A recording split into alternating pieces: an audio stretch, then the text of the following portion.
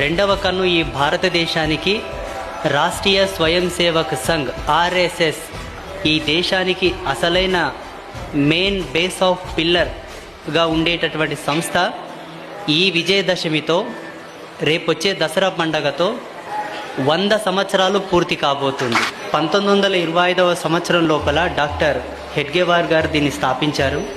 ఆయన ఆ సమయంలో మాలాక కాషాయం కట్టుకోకలేకపోయినా మీలా ఉన్నటువంటి ఒక యోగి, ఒక దార్శనికుడు ఆయన ఈ దేశానికి ఏదైతే జీవితం సస్యశ్యామలంగా జీవింపజేసేటటువంటి కోణంలో ఉపయోగపడేటటువంటి సంస్థ భావితరాలకు ఒక అద్భుతమైనటువంటి చైతన్య ప్రేరణదాయకంగా మారేటటువంటి సంస్థ ఏదని సుదీర్ఘంగా 7 రోజులు ఏకాంతంగా కూర్చొని ఆలోచించి మదనపడి బాధపడుతూ ఏడుస్తూ జరిగిన దృశ్యాలన్నిటినీ కళ్ళకు కట్టినట్టుగా చూసి స్వచ్ఛందంగా నిజాయితీగా ధర్మపరంగా ఏర్పాటు చేసినటువంటి సంస్థ ఆర్ఎస్ఎస్. అది రేపు విజయదశమితో 100వ సంవత్సరం పూర్తి చేసుకోబోతుంది.